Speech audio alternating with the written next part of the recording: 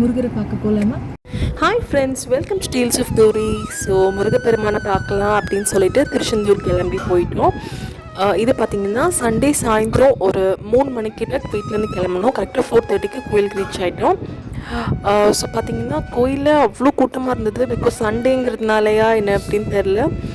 திருச்செந்தூர் கோயிலில் கும்பாபிஷேக வேலைகள் எல்லாமே நடந்துகிட்ருக்கு சிறப்பாக. ஸோ கோயிலை வந்து பயங்கரமாக ரெனோவேட் பண்ணிகிட்ருக்காங்க. சைடில் வந்து புதுசாக அந்த பிரகாரம் சுத்தம் இல்லை. ஸோ அந்த இடத்துலலாம் வந்து நிறைய செட்டிங்ஸ் எல்லாம் மாற்றிருக்காங்க. ஸோ இதெல்லாம் போகும்போது நான் உங்களுக்கு வீடியோவில் காமிக்கிறேன். ஸோ நாங்கள் பார்த்திங்கன்னா டிக்கெட் எடுத்து தான் போயிருந்தோம். 100 ரூபீஸ் டிக்கெட்டு. போயிட்டு நாங்கள் 4:30 கரெக்டாக லைனில் நிற்க ஆரம்பித்தோம். சுவாமியை பார்த்துட்டு வெளியில் வரும்போது மணி 7 ஆயிடுச்சு. நிறைவாக இருந்துச்சு சுவாமியை பார்த்தது. தங்க காப்பு போட்டு சந்தன அலங்காரத்தில் அவ்வளோ அழகாக இருந்தார் முருகப்பெருமான். சுவாமியை பார்த்த உடனே கண்லேருந்து அவ்வளோ கண்ணீர், ஆனந்த கண்ணீராக அப்படியே கொட்டிருச்சு.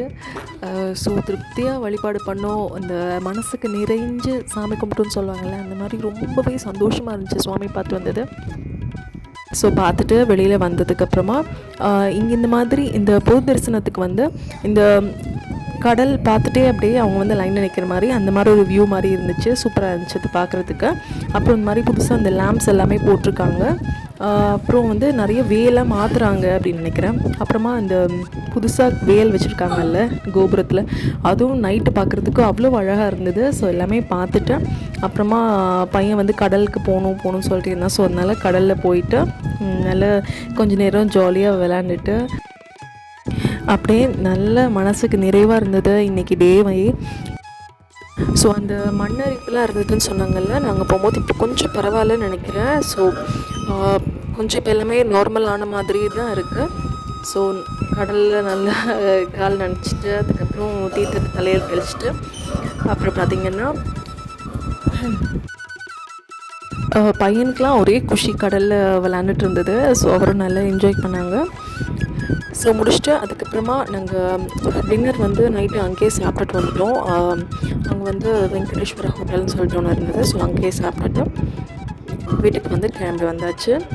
ஸோ எங்கள் திருச்செந்தூர் விலாக் இப்படி தான் போச்சு. ஸோ நீங்களும் எப்போ டைம் கிடைக்குதோ கண்டிப்பாக போயிட்டு வாங்க. ஒரு நல்ல எக்ஸ்பீரியன்ஸாக இருக்கும். அதிகாலையில் போனால் கூட்டம் கம்மியாக இருக்கும். அதே மாதிரி நைட் டைம் போனீங்க அப்படின்னாலும் கூட்டம் கொஞ்சம் கம்மியாக தான் இருக்கும். ஸோ அதனால் போயிட்டு வாங்க.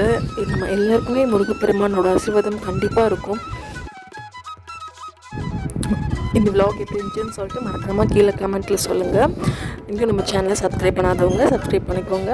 இன்னொரு வீடியோவில் பார்க்கலாம். எல்லாருக்குமே பாய்.